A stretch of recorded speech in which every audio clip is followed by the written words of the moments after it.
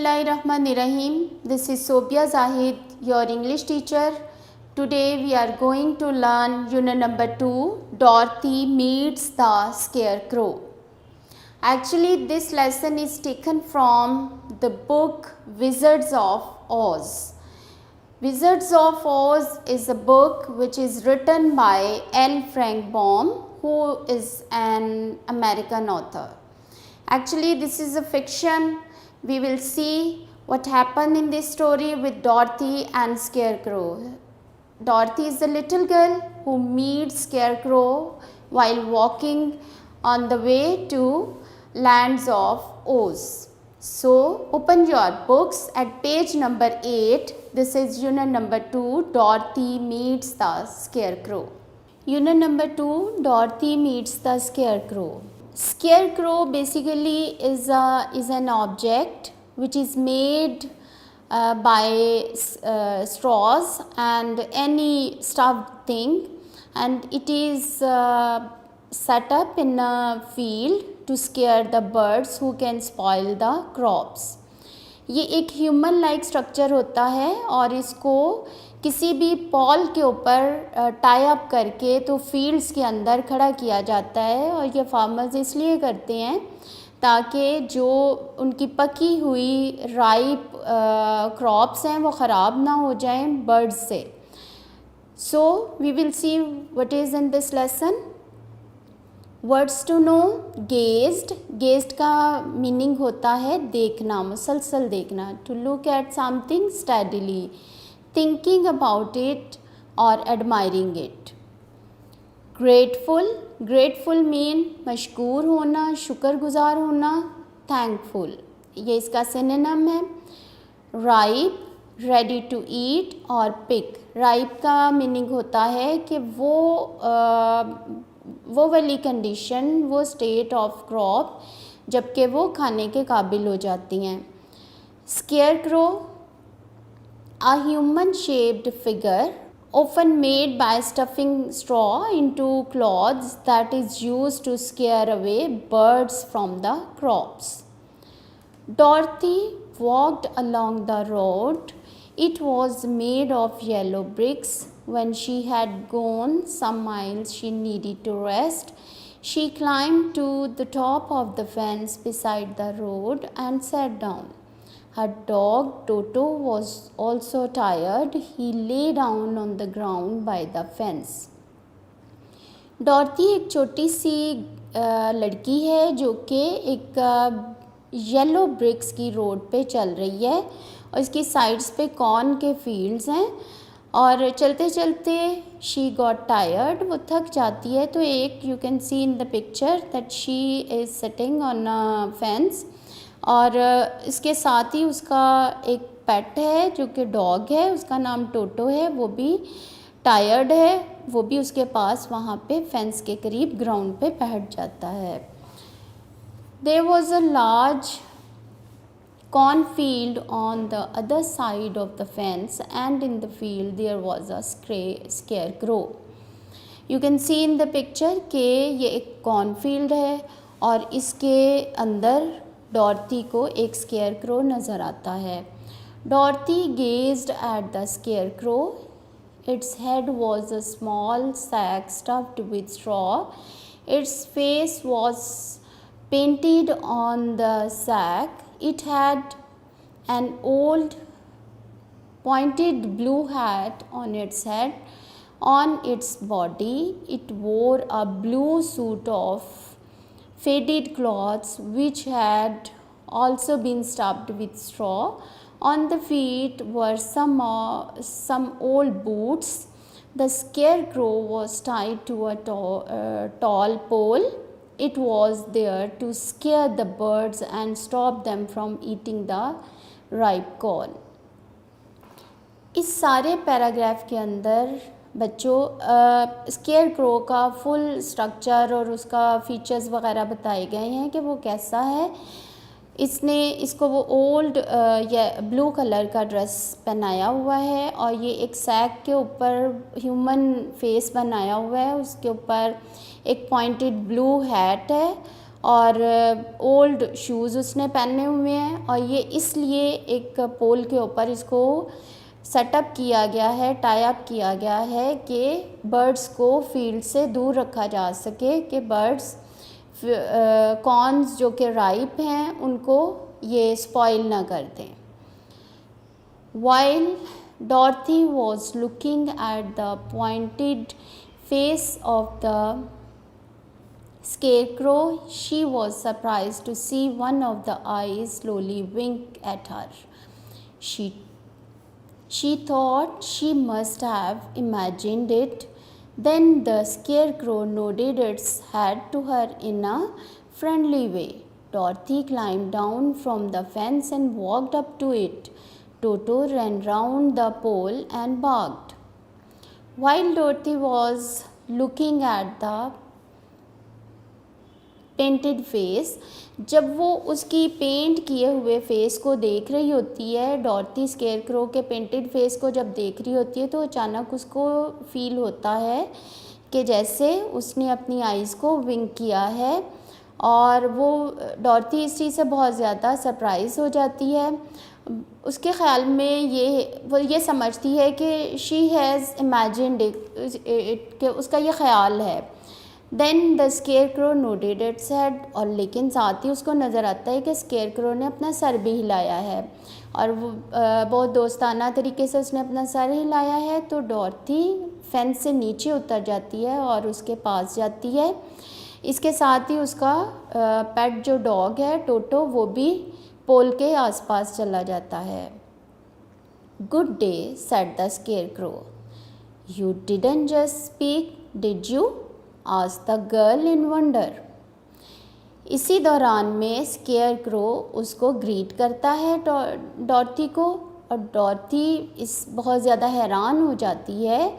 You didn't just speak did you, क्या आप बोल सकते हो, आप बोले हो।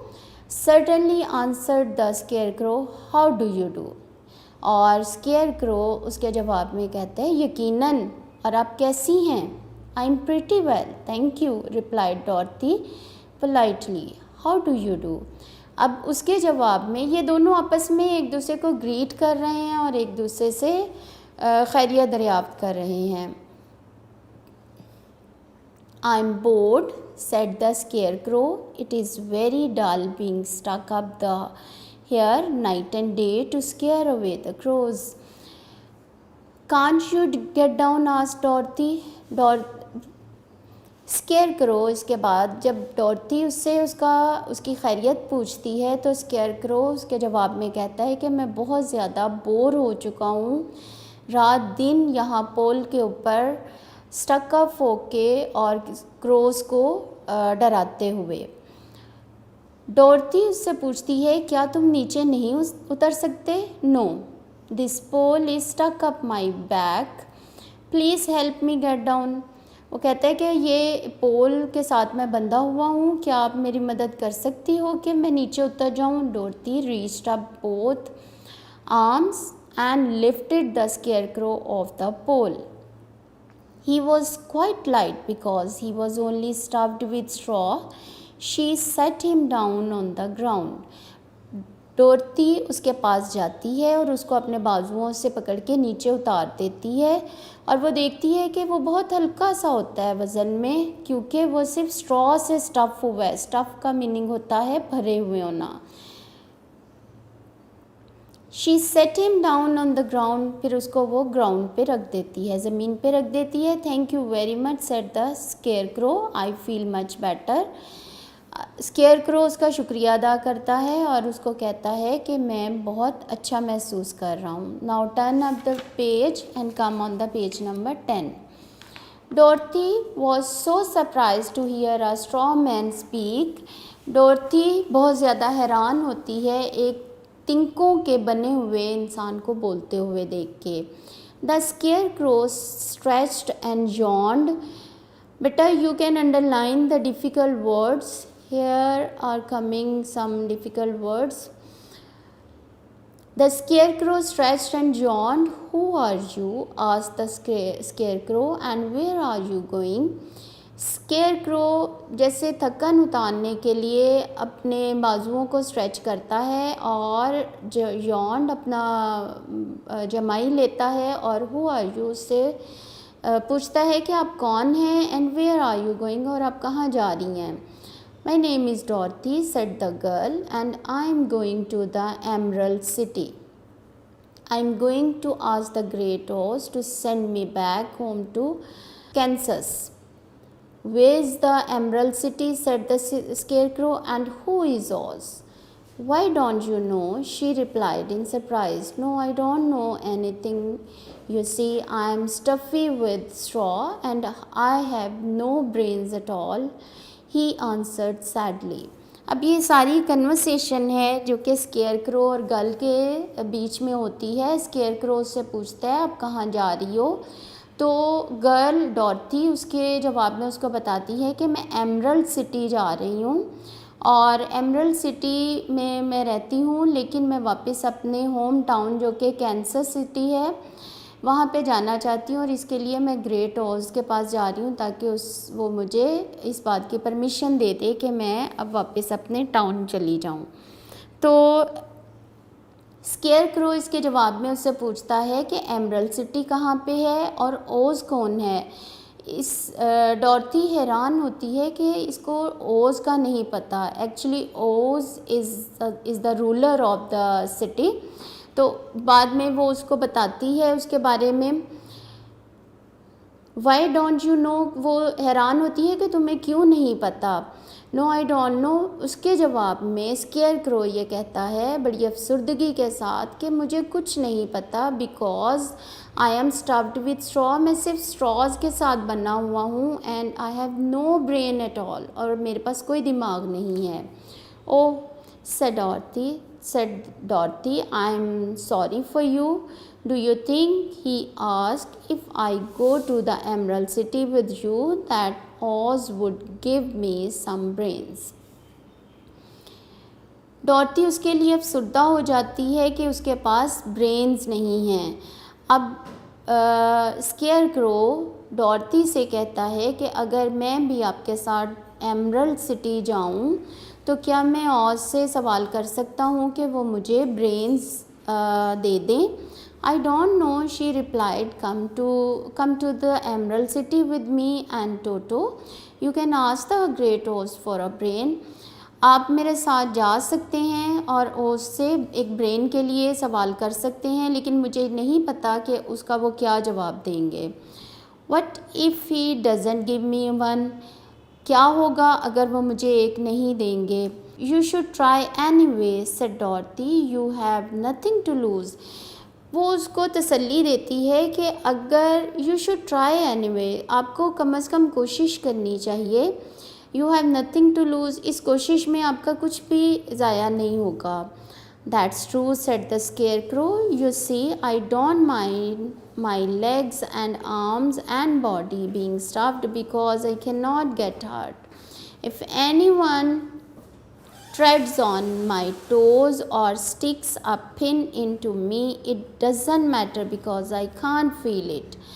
अब इस सारे के जवाब में स्केयर क्रो कहता है दैट्स ट्रू, ये सच है। यू सी, आपने देखा, आई don't mind my legs and arms, कि मेरे बाजू और लेग्स जो हैं वो टायर्ड नहीं होती और मेरी बॉडी जो है वो स्टफ्ड है, and I can't get hurt, मुझे पेन का एहसास नहीं होता चाहे कोई मेरे टोज़ के ऊपर चले और sticks a pin into me, या फिर कोई मुझे पिन चबो दे। It doesn't matter because I can't feel it, मुझे इससे कोई फ़र्क नहीं पड़ता क्योंकि मैं महसूस नहीं कर सकता। Dorothy listened carefully and nodded. She was amazed to see the scarecrow walking and talking. Dorothy उसकी सारी बात बहुत अच्छे से सुनती है, केयरफुली ध्यान से सुनती है, एंड नोडिड और सर हिलाती है। और शी वॉज़ अमेज्ड, वो बहुत हैरान होती है कि एक स्केयर क्रो को अपने साथ चलते हुए और बोलते हुए देखकर। But I do not want people to call me a fool. If my head stays stuffed with straw, how will I ever know anything? वो कहते हैं लेकिन मुझे ये बुरा लगता है कि लोग मुझे फूल कहते हैं, और if my head stay stuffed with straw, अगर मेरा सर भूसे से या तिनकों से भरा हुआ है, how will I ever know anything, मैं किस तरह कुछ जान सकता हूँ. I understand how you feel, said the little girl, who was truly sorry for him. If you will come with me, I'll ask Oz to do all he can for you. डॉर्थी उसको तसल्ली देती है और कहती है कि मैं समझ सकती हूँ कि व्हाट यू फील, क्या फील क्या कर रहे हो. और एक्चुअली वो गर्ल, लिटिल गर्ल डॉर्थी, उसके लिए ट्रूली फील कर रही है, सॉरी, अफसोस उसको हो रहा है कि इसके पास ब्रेन नहीं है. वो उसको कहती है कि आप मेरे साथ चलो, ओज यकीनन अगर कुछ आपके लिए कर सकते होंगे तो वो करेंगे. Thank you, he answered gratefully. उसने उसका शुक्रिया अदा किया. Dorothy, Toto and scarecrow walk to the fence. अब वो फेंस के साथ साथ तीनों चल रहे हैं, Dorothy, Toto and scarecrow. They climbed over it and started walking along the yellow brick road towards the Emerald City. वो सारे के सारे येलो ब्रिक रोड के ऊपर चल रहे हैं. टोटो sniffed around the straw man. He growled. Growled को you can understand, you can underline. If he suspected, suspected is also a new word. If he suspected there might be a need, if he suspected there might be a nest of rats in the straw, he was behaving in an unfriendly way because he did not know the scarecrow. अब इस paragraph में उसका जो डॉर्थी का पेट है टोटो, उसका थोड़ा unfriendly behaviour discuss हुआ है कि वो किस तरह से स्केयर क्रो की तरफ वो थोड़ा सस्पेक्टेड वे में उसको बिहेव करता है उसके साथ. ही ग्राउल्ड, वो उसके ऊपर बोलता है, बाग करता है और उसको सस्पेक्टेड वे में देख रहा है कि शायद उसकी वो जो सर है स्ट्रॉज का जो फिलअप हुआ है स्ट्रॉज के साथ, तो उसके अंदर might be a nest of rats, शायद वहाँ पे कोई रैट्स का नेस्ट है, और वो अनफ्रेंडली वे में उसको देख रहा है. Don't mind Toto, said Dorothy to her new friend, he never bites. Oh, I am not afraid, replied the scarecrow, he can't hurt the straw. Toto के मिसबिहेव को डॉर्थी इस तरह से डिफेंड करती है, उसको स्केयरक्रो को कहती है कि आप इसके मिसबिहेवियर को माइंड ना करो, ये आपका न्यू फ्रेंड है, और लेकिन ये नहीं ही नेवर बाइट्स, वो काटेगा नहीं. स्केयरक्रो जवाब देता है, oh I am not afraid, मैं इससे खौफज़दा नहीं हूँ. He can't hurt the straw, ये स्ट्रॉज को क्या नुकसान पहुँचा सकता है.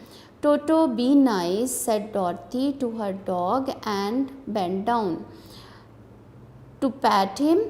डोरथी अपने डॉग को पैट करती है और उसको कहती है बी नाइस, के इसके साथ अच्छा बिहेव करो. Then she picked up the basket and they began walking again. और फिर वो बास्केट अपनी जो उसके हाथ में थी डॉर्थी के, वो उसको उठा लेती है और चलना शुरू कर देती है. Let me carry the basket for you, I will not get tired, said the scarecrow. I'll tell you a secret, he continued. I'm only afraid of one thing. Scarecrow यहाँ पे फ्रेंडली वे में डॉर्थी को कहता है कि I can carry your basket, के आप अपनी बास्केट मुझे दे दें, मैं उसको उठा लेता हूँ क्योंकि मैं थकता नहीं हूँ. I tell you I will not get tired, कि मैं थकता नहीं हूँ. यहाँ पे वो उसको बताता है कि मैं आपको एक अपना सीक्रेट शेयर करना चाहता हूँ.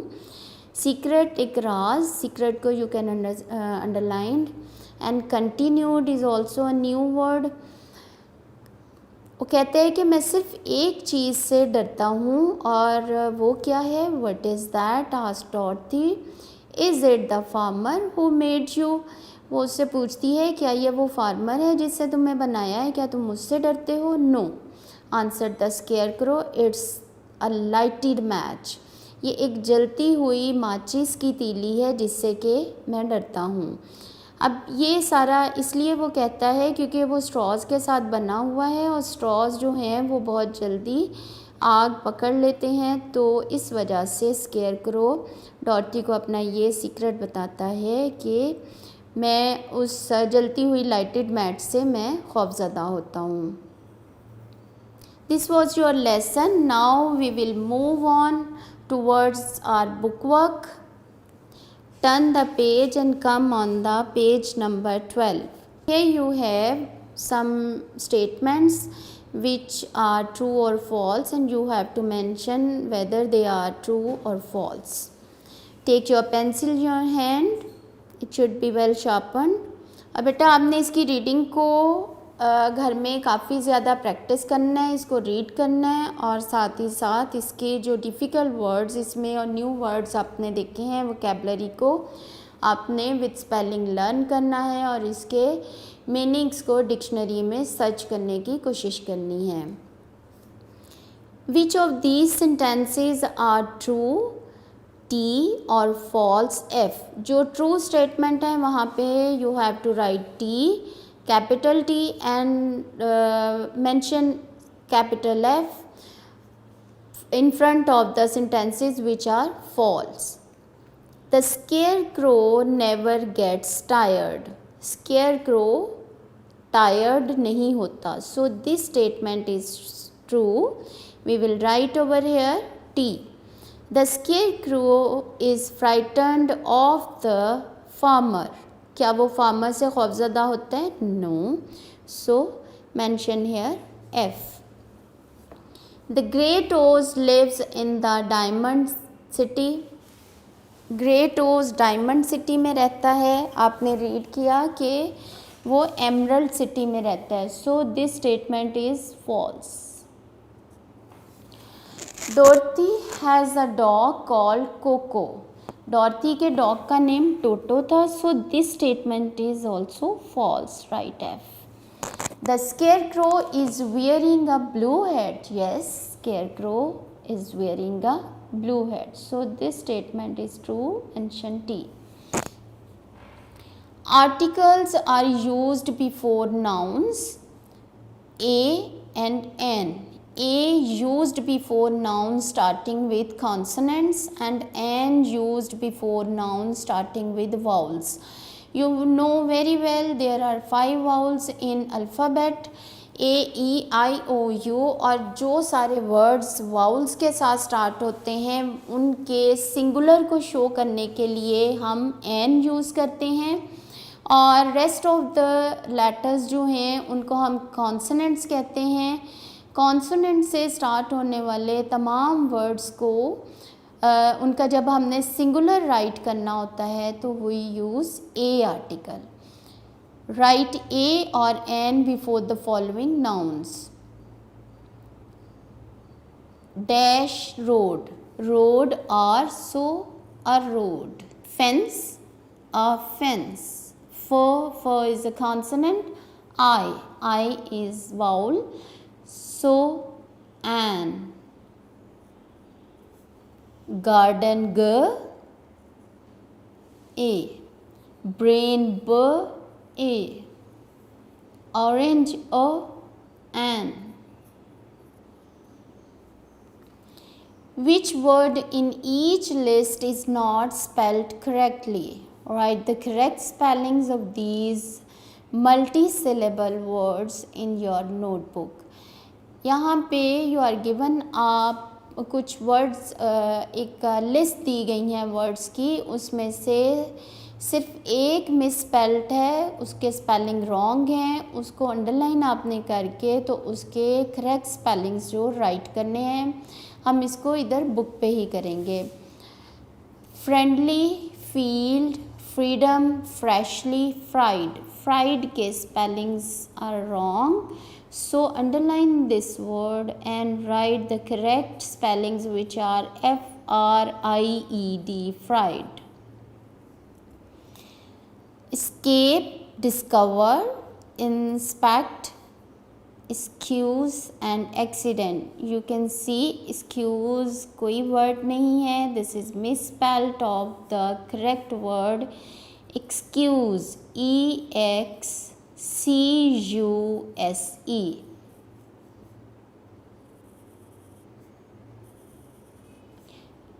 Please draw a line before the list so you can write well. Decided, dismayed, displayed, destroyed, deserted. आप इसमें देखें सबके स्पेलिंग ठीक हैं, सिर्फ ये जो फर्स्ट वर्ड है डिसाइडेड, इसके स्पेलिंग रॉन्ग हैं. यहाँ पे डिसाइडेड में सी लेटर आता है instead of S. You will right DECIDED, decided. Quickly, Q, quietly, queen, question. अब यहाँ पे आप ये देखें क्विकली, क्यू, क्वीन, क्वेश्चन के स्पेलिंग सब ठीक हैं, बट क्वाइटली के स्पेलिंग रॉन्ग है. ये क्वाइटली जो यहाँ पे आपके लेसन में वर्ड यूज़ हुआ है खामोशी के मीनिंग के लिए, वो होता है QUIETLY. So right it correctly. Now see the exercise number 3. Say these words. Each word has a silent letter. For example, W in right and K in no. Silent letters are present in the word but are not pronounced. Write the words in your notebook and underline the silent letter. बेटा अब हम इन words को देखते हैं. आप देखते हैं कि कुछ इंग्लिश में इस तरह के वर्ड्स होते हैं कि जिनको जब आप स्पेलिंग्स में लिखते हैं तो उसके स्पेलिंग लिखे हुए होते हैं लेकिन वो बोलने में नहीं आते. जो लेटर हम प्रोनाउंस नहीं करते उसको साइलेंट लेटर कहते हैं in this word. You are given some words over here in which some silent letters are given. So see them. Sword, sword में W जो है ये silent है. Wrong में also first letter W is silent. Underline these silent letters. Answer, answer में W silent है.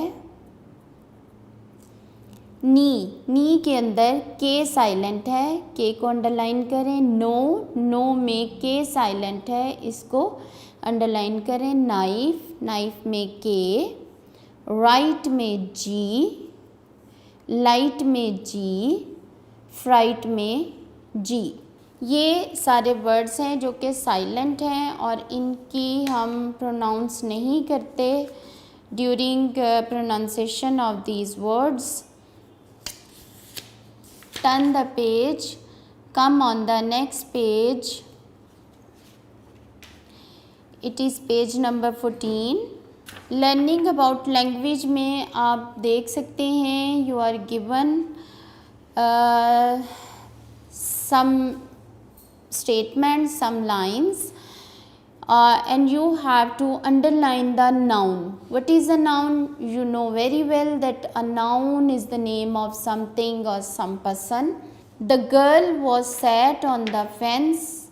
ये मैं इनको रीड कर रही हूँ आपके लिए और ये एक्चुअली थोड़ा डिसऑर्डर है इन सेंटेंसेस के अंदर. आपने इनको we will only mention the number 1, 2, 3. इस सारी लाइंस को पहले मैं आपको इसी तरह से रीड करूँगी और फिर मैं आपको बताऊँगी कि कौन सा सेंटेंस जो है वो पहले आता है कौन सा बाद में. पहले हमने सब नाउन्स को अंडरलाइन करना है. जिस तरह से you can see the man took a note out from his pocket and gave it to him. यहाँ पे आपने जो नाउन हैं उनको उसमें मैन इसको अंडरलाइन करें, पॉकेट को अंडरलाइन करें. नोट ये भी नाउन है, इसको अंडरलाइन करें। The taxi went off down the road, taxi is the noun, road is also the noun, so underline them. A taxi arrived and the man got in, taxi को फिर से underline करें, and also the man. He was sitting on a bench, bench को underline करेंगे। Waiting for a bus, bus को underline करेंगे।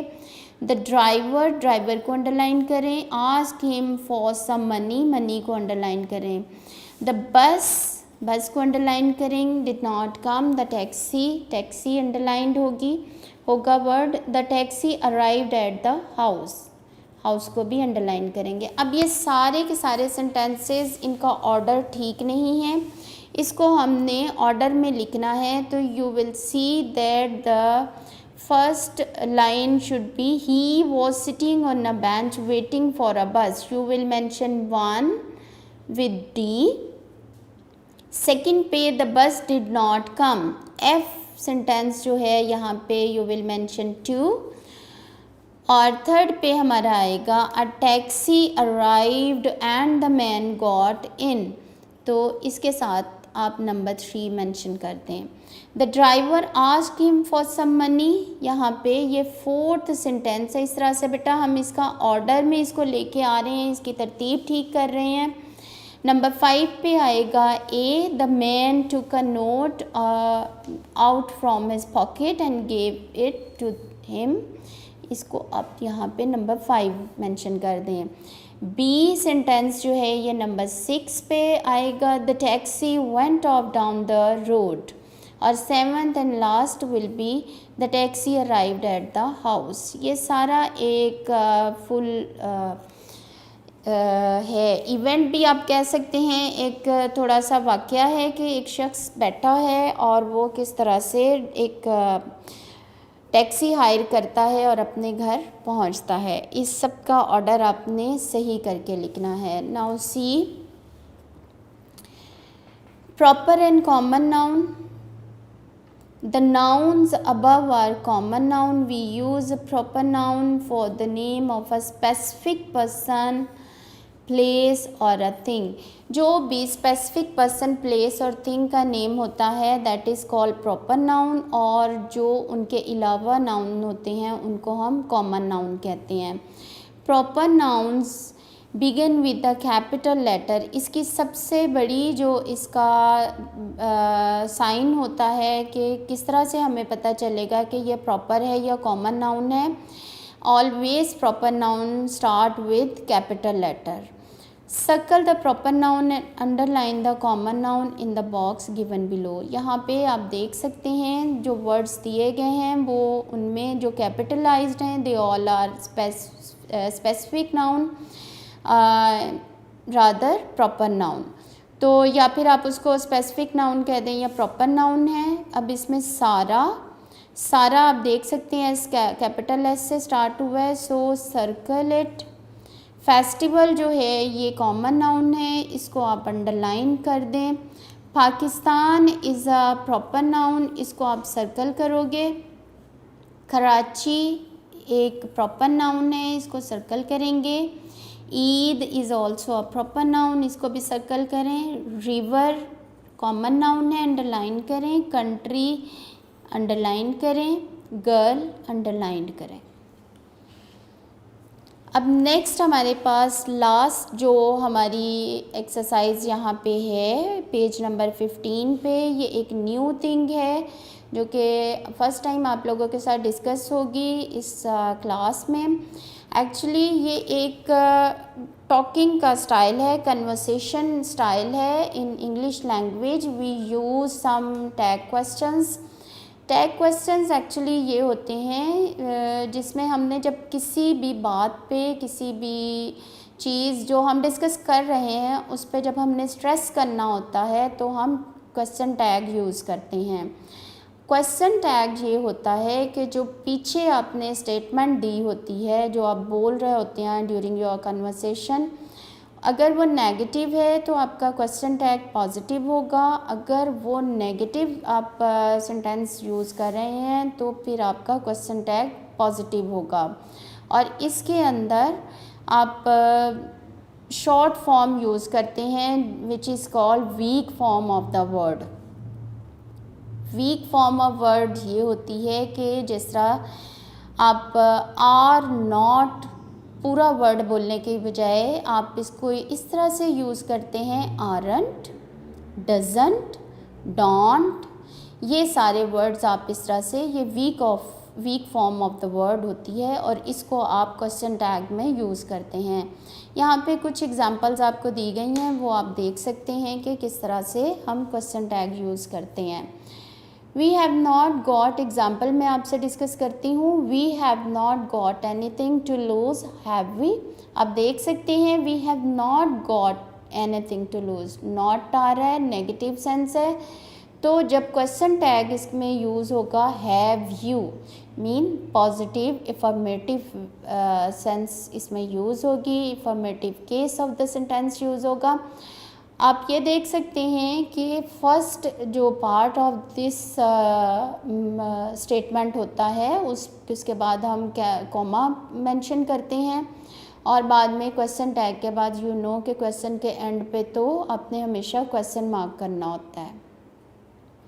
It is not yours, is it. अब देखिए यहाँ भी पीछे स्टेटमेंट में नॉट यूज़ हुआ है, तो बाद में जब आप उसको क्वेश्चन टैग करोगे तो वो पॉजिटिव होगा, इज़ इट। इनकम्प्लीट स्टेटमेंट में फर्स्ट स्टेटमेंट को देखिए बच्चों, they have met you before, वो, अब देखिए यहाँ पे पॉजिटिव सेंस यूज़ हुई है, तो अब हम नेक्स्ट कॉलम में देखेंगे नेगेटिव सेंस कहाँ पे है, हैव के साथ, दे और हैव के साथ। It is haven't they. You will match this line with the haven't they. Let's see whether he is in, इसको आप मैच करेंगे शैल वी से। Second line will be matched with the shall we. You are in the team, aren't you? You can see it over here. Aren't you? इसको इससे match करें। They are very bright, aren't they? अब आप देखिए यहाँ पे weak form of word use हो रही है। It has been stolen, hasn't it, ये। Don't tell anyone, don't tell anyone, will you, you can see will you over here. I think this is a good idea. अब आपके पास सिर्फ एक statement और एक क्वेश्चन टैग है, उन दोनों को आपस में मैच करते हैं, don't you. So dear students, this was your last exercise of unit number 2, Dorothy meets the scarecrow. I hope you understand it all very well. इसको आपने बार बार प्रैक्टिस करना है, इसको रीड करना है और इसको ख़ुद से करके देखना है पूरी एक्सरसाइज में जो कुछ भी आज हमने सीखा, जो पढ़ा।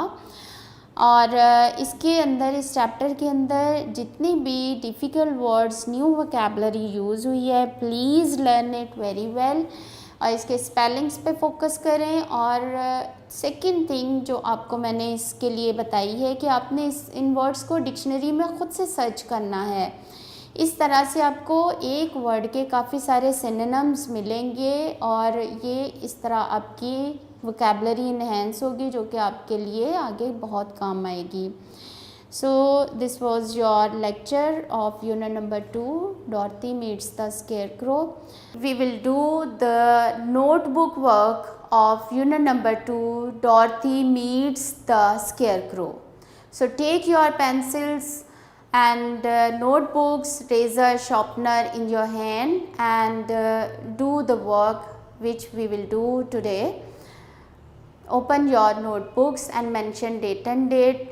Always draw margin line before working and you know that we have to do words meaning and word sentences, so draw the lines according to your instructions of your teacher.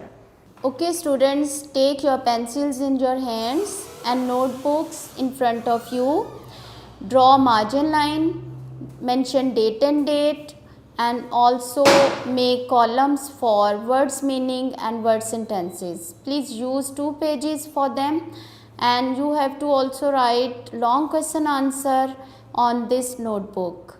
So prepare 3 pages for it. Listen very carefully and write it. First word is scare. Scare means fright. Fright mean खौफज़दा होना. Second, climbed, to go up, ऊपर चढ़ना. Climbed, to go up. Third word is gazed, to stare. Gazed या stare का meaning होता है एक ही चीज़ को continuously देखना. Fourth word is stuffed, full with material. किसी चीज़ को जब किसी दूसरे मटेरियल से फिल किया जाता है, that is called stuffed. Fifth word is yawn, to open mouth widely. और ये उस वक्त ओपन होता है when you get tired. Now come on the next page.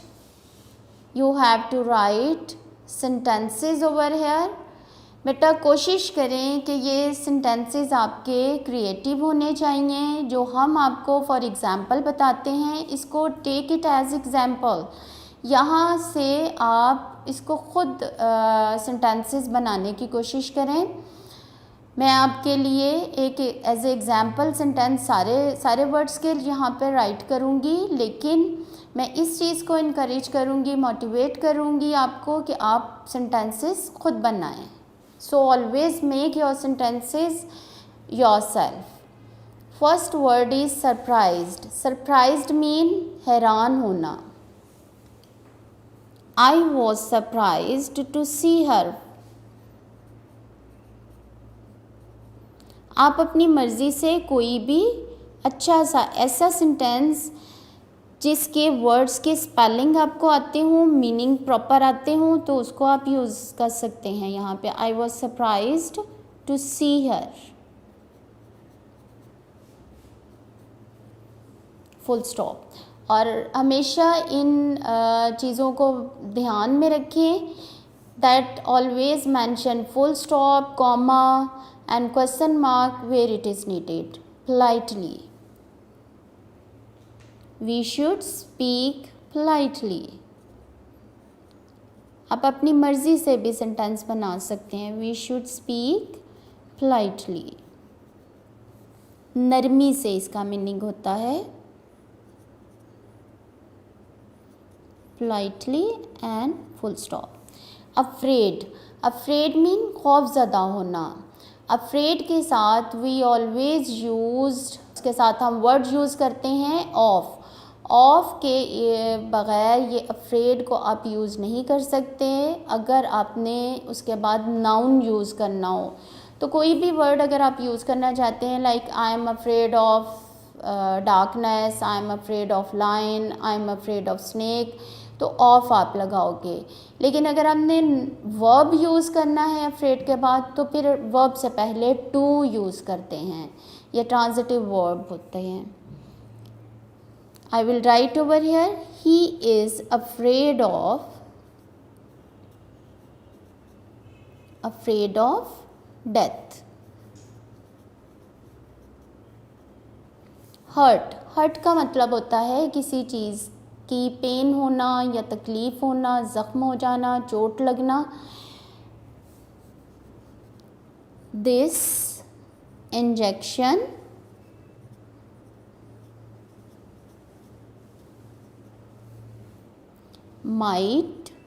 Might mean हो सकना, माइट हर्ट अ लिटिल.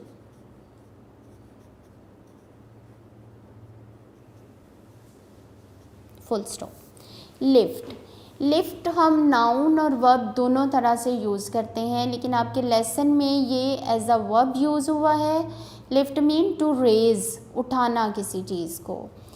तो आप इसको इस तरह से यूज़ कर सकते हैं, या फिर उसको आप वर्ब के तौर पे भी यूज़ कर सकते हैं, नाउन, दोनों तरह से आप कर सकते हो। यू नेवर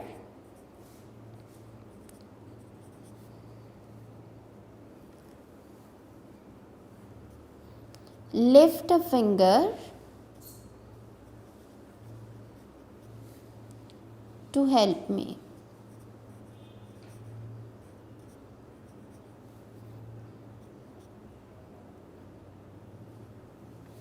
आपने मेरी मदद नहीं की, यानी बिल्कुल कोई भी मदद ना करना। You never lift a finger to help me. Now you have to write long question answer. It should be done on the next page. इसमें आपने बेटा क्वेश्चन भी राइट करना होता है और आंसर भी। Your writing should be very neat and clean, और हमेशा ड्रॉ मार्जिन लाइन, और मार्जिन लाइन से आगे लिखने की कोशिश मत किया करें। It looks very bad. बार बार आपकी टीचर्स आपको इंस्ट्रक्ट करती हैं, तो so follow all the instructions which are given by your teacher. Question number 1 है यूनिट नंबर 2 का। What is Dorothy pet called and what type of creature is he? Question mark हमेशा mention करें। Answer इसका होगा Dorothy's pet is called Toto and he is a dog. Dorothy के pet का name था टोटो और वो डॉग था। सेकंड क्वेश्चन है why is the square crow in the field? Scarecrow field में क्यों है? Answer it is there to scare the birds and stop them from eating the ripe corn. आपने reading के दौरान ये अच्छे से आपने बात समझ ली है कि स्केयर क्रो फील्ड्स में इसलिए वहाँ पे सेटअप किया जाता है to stop the birds from eating the ripe corn, या कोई भी राइपन जो उनकी क्रॉप्स होती हैं उनको बचाने के लिए, फ्रॉम बर्ड्स से बचाने के लिए स्केयर क्रो को फील्ड में सेटअप किया जाता है। क्वेश्चन नंबर 3 देखें। Can you explain why the square crow is afraid of a lighted match? वो लाइटेड मैच से क्यों खौफजदा था? आंसर होगा because he is made of straw and straw Burns easily. Straw से बना हुआ था स्केयर क्रो, तो स्ट्रॉ जो हैं वो आसानी से बर्न हो जाते हैं, इसलिए वो लाइटेड मैट से अफ्रेड ऑफ है। The square crow says that, question number 4 है, the square crow says that he doesn't have a brain. Is it possible to walk and talk without a brain? यहाँ पे question ये दिया गया है कि स्केयर क्रो की स्टेटमेंट के अकॉर्डिंग कि उसका ब्रेन नहीं है, तो क्या ये पॉसिबल है किसी के लिए कि विदाउट ब्रेन वो वॉक एंड टॉक कर सके? आंसर इसका है it is not possible. It is not possible, full stop आएगा। सेकेंड सेंटेंस इसके आंसर में आएगा स्टोरीज कंटेन इम्पॉसिबल और इनक्रेडिबल थिंग्स, कि स्टोरीज़ के अंदर कुछ इम्पॉसिबल और इनक्रेडिबल मीन नाकाबिल यकीन थिंग्स जो होती हैं वो उसके अंदर मेंशन होती हैं, क्योंकि ये सारा फिक्शन होता है। फिक्शन कहते हैं तमाम इमेजिनरी थिंग्स को, फिक्शन कहते हैं। सो स्टूडेंट्स, ये आपका नोटबुक वर्क था जिसमें वर्ड्स मीनिंग, वर्ड सेंटेंसेस और लॉन्ग क्वेश्चन आंसर आपके मेंशन होंगे। नोटबुक के ऊपर आप इनको राइट करोगे। It should be very neat and clean, और पेंसिल को हमेशा वेल शॉर्पन करें जब भी आपने कुछ भी राइट करना हो, और अगर कुछ रॉन्ग हो जाए तो उसको प्रॉपरली इरेज किया करें। Now take out your booklet, we have to do some short question answer and a worksheet of MCQs. Open your booklets. In your booklets, you are given with the questions. You have to write only answers of these questions. They are short questions. Question number 1 जो आपको given है booklet पे, what is the road made of? Road किस चीज़ की बनी हुई है? आंसर आप लिखोगे it is made of yellow BRICS.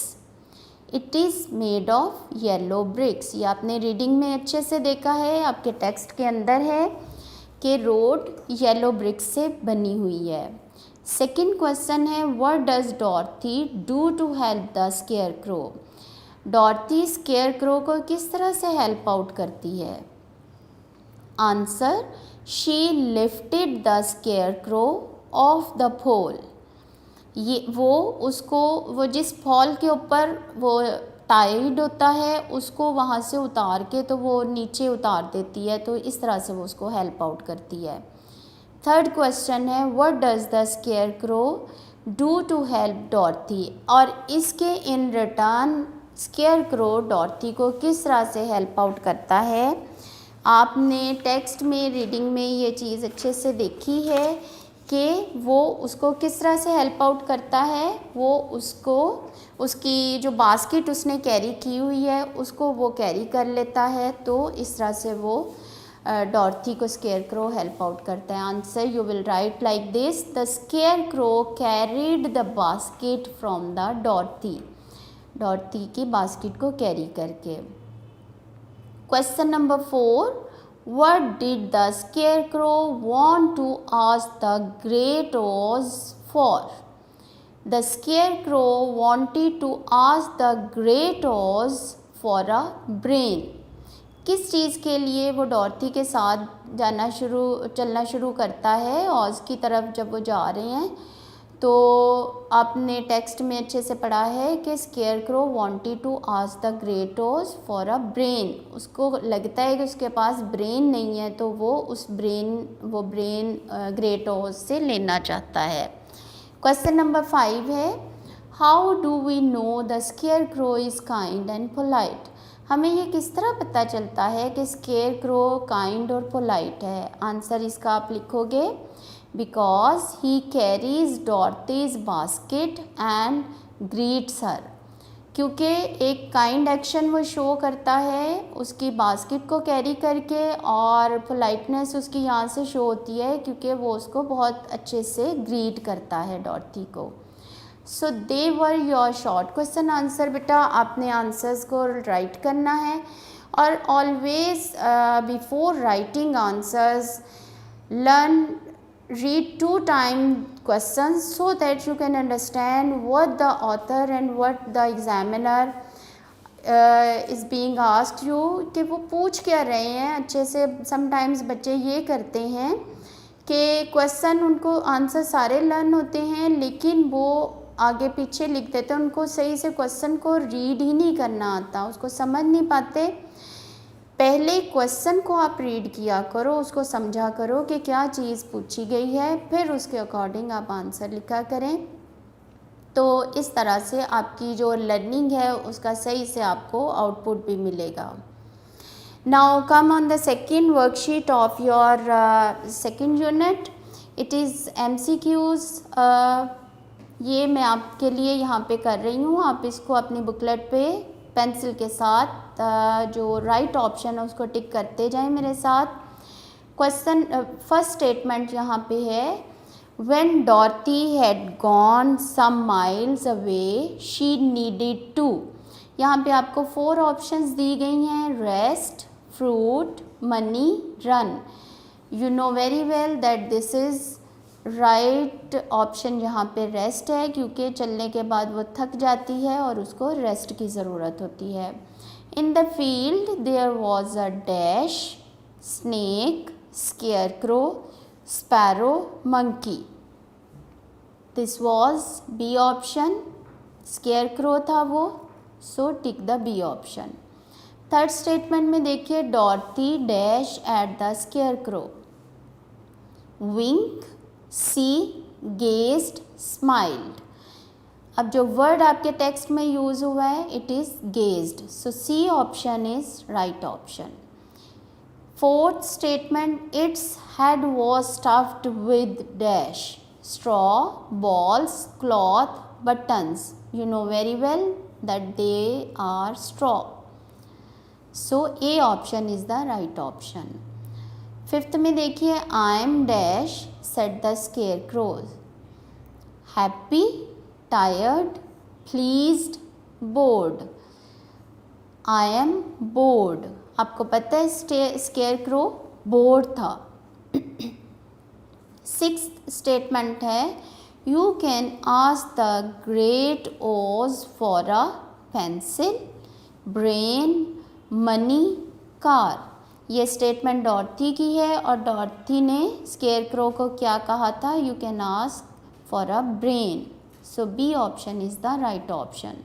Seventh में देखिए Toto dash around the straw man, sniffed, looked, run, sat. A option sniffed is the right option. So here your second worksheet of MCQs has done.